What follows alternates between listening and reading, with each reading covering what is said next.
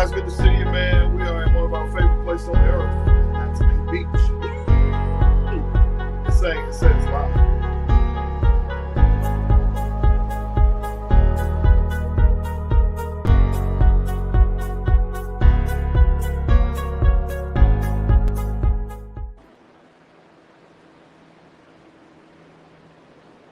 Hey guys, we're here in one of our favorite places on earth, and that's a beach. Yes, my husband loves the water. Oh, guys, if you guys can hear the sound of the water and people laughing and just having a good time. It's been just fun, guys. We just had an amazing time just standing here and just reflecting over our life, man, and all the wonderful things that God has did for us and all the wonderful things that He's doing in our ministry and in our lives. And what we do at the end of every year is we come together and we make a plan. We make a goal of what we're trying to do. And here we are now in the middle of the, not in the middle of the year. Well, in January. In January, not in the middle of the year. We're in Don't January. push us that far in advance. But you have to look at your plan, look at your goal, look at what you're trying to do, and then to make sure that you're on your track. Here's the thing, guys. A lot of times people start out fired up, ready to go. Boom. I mean, they hit the ground running, but then things begin to happen, and they start looking at Facebook, and they start comparing their life to other people that they see on this part of their life. They begin to compare their life, and they think that people have this perfect life. Like everything is perfect. Like they have no problems, no trouble. Everything is perfect. Or things just come easy. You know, Kim, and it's not so. I was talking to my barber one time, and he said last year during the pandemic, he said that that's one of the things he had to deal with. He said because he was looking at people that was on social media, and he began to compare his own life to people that was on social media. And he said, man, it just looked like, it looked like, you know, he wasn't going anywhere. But that's the highlight reel. That is the highlight reel of someone's life. People are going to show you the highlights. Yep. And you have to recognize that what you see could be the result of years worth of work. Could be the result of weeks and months worth of fasting. You don't know. All you're seeing is the end point and what they're choosing to share with you. So what we wanted to do, guys, again, give you another transparent look into our life, is that you've been following us for any period of time. You know that my wife went through a major transformation. She's lost a lot of weight. And people would always saying, man, you know, it's like she dropped that weight overnight. Mm-mm. No. It was, what? A good 3 years. 18 months? No, it was longer than that. It was longer than that? Yeah. It's like a 3-year process. Yeah. And a lot of people, ups and downs, battles, making progress, it was not making progress. But she made up her mind that this is what she was going to do. This is what she wanted to do. Now, let me share this with you guys because this is very important. I'm going to show you when we're talking about how life is a highlight reel.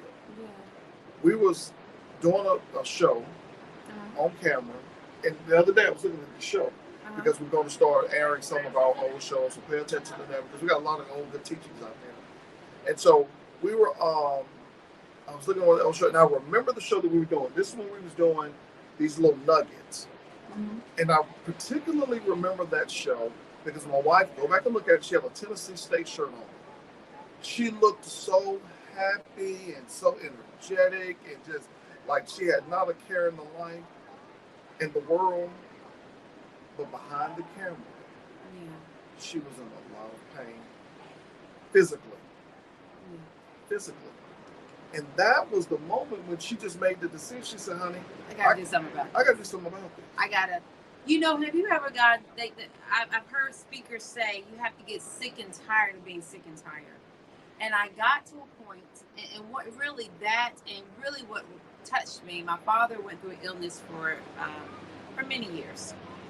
And some of the things that ailed him, I can remember being in high school, hearing things, the doctor wants you to check on this, and he didn't check on some things probably like he should have. And I remember towards the latter part of his life seeing some of the things he was dealing with, and I said, Lord, I need to deal with stuff while I can deal with those things, while I have an option. And so I got sick and tired. I got sick and tired of New Year's resolutions. I got sick and tired of joining groups and having accountability partners. Nothing's wrong with that. But what I'm saying is you have to get to the point where you're really ready to see a difference. Right. And when I got to that point and I was in pain and I was tired, I call it parenting from the couch when I'm telling the kids, run, play, jump, but I can physically get up and do those things. I really began to seek God and really begin to make changes that resulted in changes that you see now. But it wasn't an easy road. Right. It was a process. It was not an overnight process. Right. It was sometimes yo-yo. Make 2 steps forward, 5 steps back. But eventually when you make up your mind and you become determined and you're focused, you can see that change, whether it's in your finances, whether it's in your body, whether it's in your marriage, whatever it is. And I remember one time when I was working on my journey, and I would keep a journal of what I would eat, and I would keep a journal of my exercising, and I'd keep a journal of my weight loss progress, and I was talking to my doctor, cutting certain things out of my diet. And I remember the times where I didn't make much progress, or I went actually back in the other direction and was picking up weight and feeling the fatigue and the hurt and the pain. And I remember one time I got in prayer because life happens. We've talked before about just life and the cares of life. And I remember being in pain and not seeing progress. And sometimes we go to the Lord and we gripe. I don't know about y'all, but I do this sometimes. Lord, I don't know what, Lord, I tried. And I heard the Holy Spirit speak to me. He spoke to me and he said, you're not focused. You're not focused. And so when I became focused, I saw a change and I saw a difference. But just like the title of the word says, it's not picture perfect. Don't compare your life and your journey to other people. Don't compare the assignment that God has given you to other people. Don't watch the highlight reels of other people and beat yourself up. Now, look at it if it's going to encourage you and it's going to motivate you to do and be what God has called you to do and called you to be. But don't look at it and begin to feel down on yourself. Don't look at it and compare your marriage or compare where you are. Recognize that it is a highlight reel. I probably share more pictures now than I probably ever did with my husband. He's always snapping pictures. I'm always snapping. But that's a highlight reel. That is a highlight reel. That is not all the things that were done behind the scenes to get there. That wasn't a picture of the tears. Talking to the doctor, getting up early in the morning, walking. Wasn't a picture of the issues with my back from the car accident. It wasn't a picture of any of those things.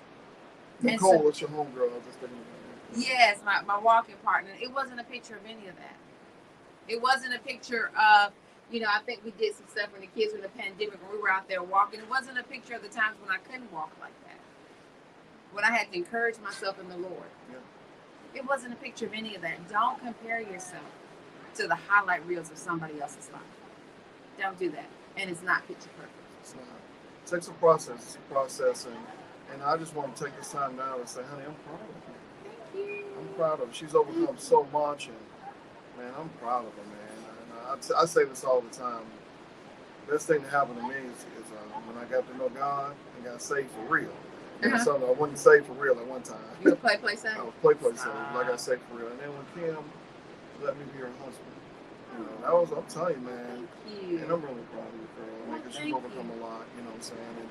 And a lot of we heard the voices of people saying, oh, it was quick, it was this, she did that. Listen, guys, it was a 3-year process of hard work.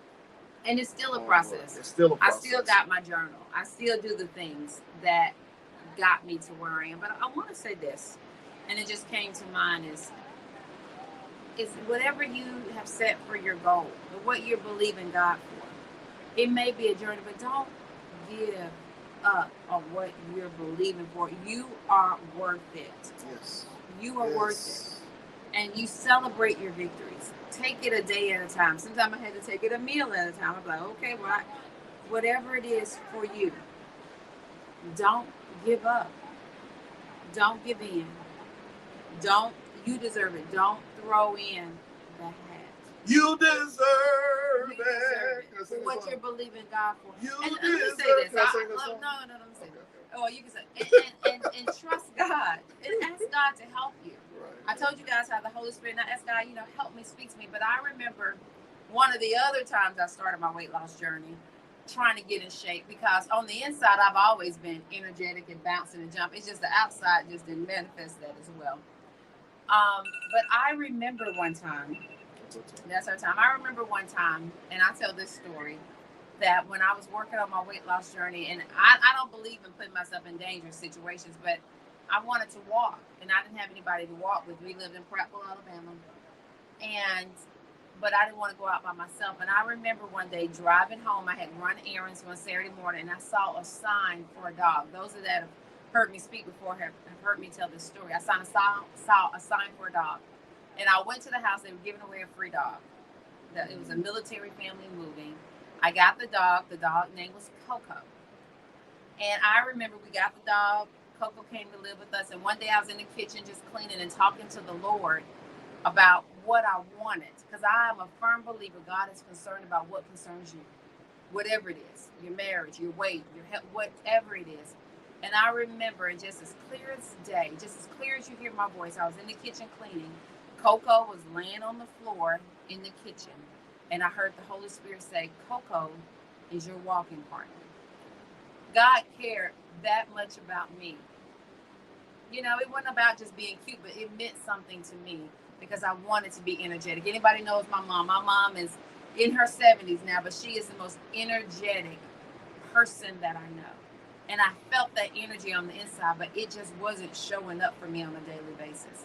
But God cared enough about me to send me this little dog. And we were just starting out, so I want to say he sent me a free one because he knew if I had to go pay for one, I wouldn't have got it.